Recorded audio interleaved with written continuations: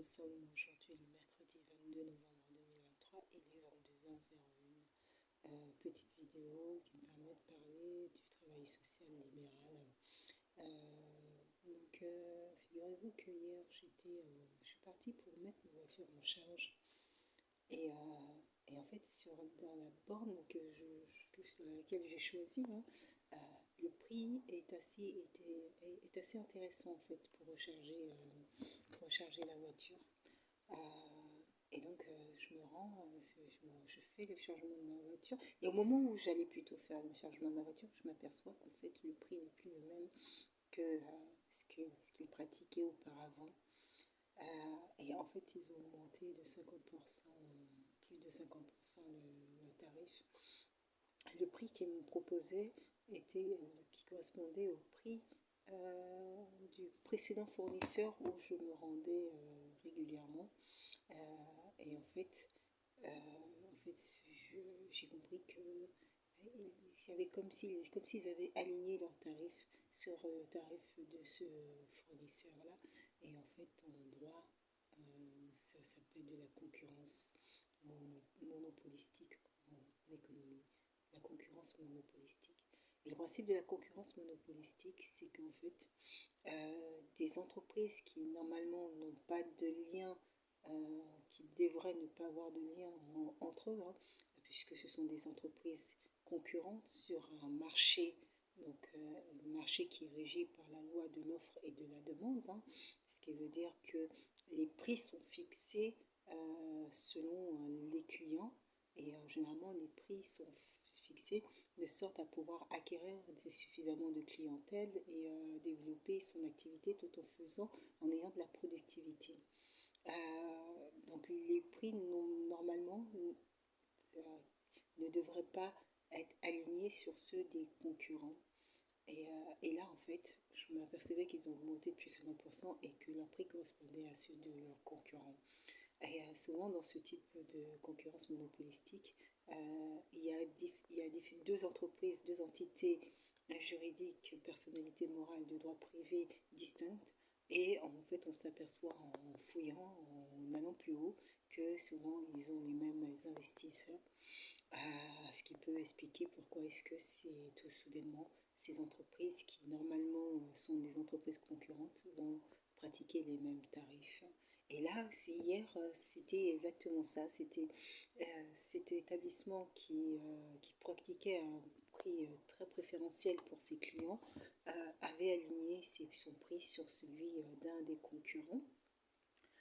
C'est de la concurrence monopolistique et je me suis fait la remarque en associant au travail social libéral que en fait même nous dans notre activité en fait la concurrence monopolistique est interdite, c'est illégal et même nous dans notre travail en fait le prix ne doit pas être déterminé ou ne doit pas être comment dire ça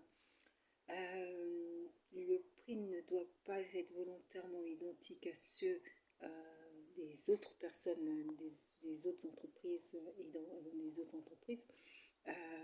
dans le but en fait de créer un effet un peu inflationniste, puisque l'inflation c'est la hausse généralisée et auto-entretenue du niveau général des prix. Ce qui veut dire qu'en fait, c'est comme si en concurrence monopolistique, les entreprises s'entendaient entre elles pour maintenir des prix très hauts, ce qui fait qu'ils ne laissent pas la possibilité aux clients d'avoir le choix, puisque peu importe l'entreprise qu'ils choisiront, ça sera toujours le même prix. Et donc ils font avec l'entreprise, ils font avec les prix et les tarifs qui leur sont imposés. Et c'est normalement illégal sur le marché de l'offre et de la demande. Et ça crée un effet inflationniste. Et donc, je me suis aperçue que dans le travail social aussi, on avait aussi à avoir cette rigueur aussi, se dire que si le prix qui est aligné sur ce que peuvent faire les collègues ou de manière générale, on n'a pas à faire un blocage des prix, que ce soit la baisse ou la hausse, pour correspondre en fait, pour s'aligner en fait sur ce que fait les collègues. Le principe du marché, c'est que le marché s'autorégule et qu'ainsi les prix sont déterminés par la loi de l'offre et de la demande.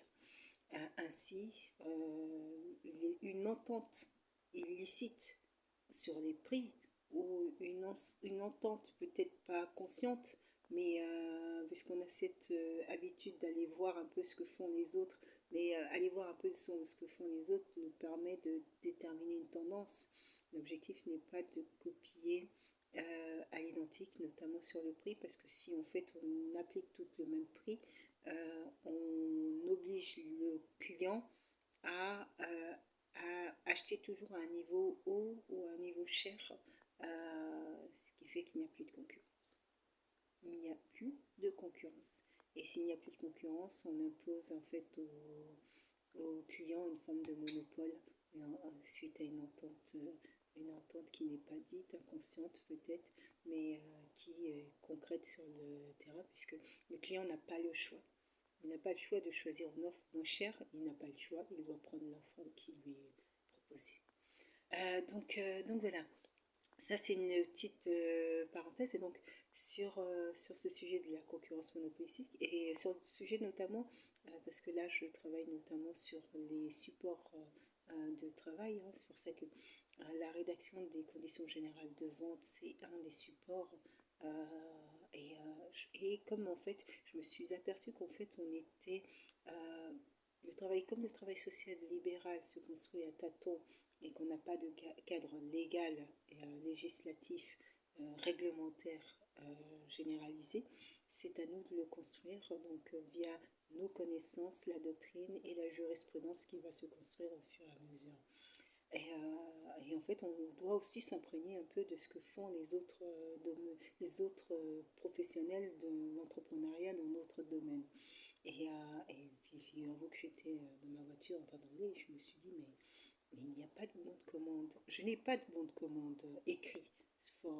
Je prends la commande du client, je la note, c'est ma note à moi, mais je n'ai pas le bon de commande officiel, officialisé, qui permet de retranscrire exactement la commande du client et voilà. Et après de pouvoir lui transmettre un exemplaire pour signature, parce que ce bon de commande peut avoir déjà une valeur précontractuelle. Si le client l'accepte et le signe, on peut aussi même le considérer comme un accord en fait, hein. Je peux le considérer comme un accord d'intervention. Donc il a de son intérêt, puisque ce bon de commande peut être signé dès le premier jour lors de la rencontre avec le client. Donc voilà, j'avais quelques minutes devant moi en attendant la charge de ma voiture et je me suis mise à faire, à télécharger un exemplaire de bon de commande, voir ce qui est proposé sur Internet.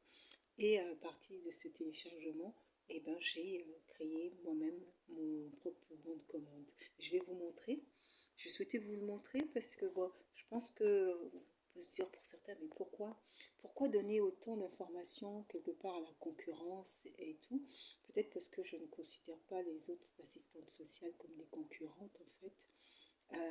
Je pense qu'il y a suffisamment de travail, on est tous dans des domaines assez différents pour ne pas non plus comment dire ça, pour ne pas non plus se marcher entre guillemets dessus. Je pense qu'il faut vouloir vraiment un travail social pour se marcher dessus. Et je trouve que c'est mieux de s'entraider que plutôt de se tirer, sans se figurer, se tirer dessus. On a tout à y gagner. Si la collègue travaille très bien et permet de faire évoluer le poste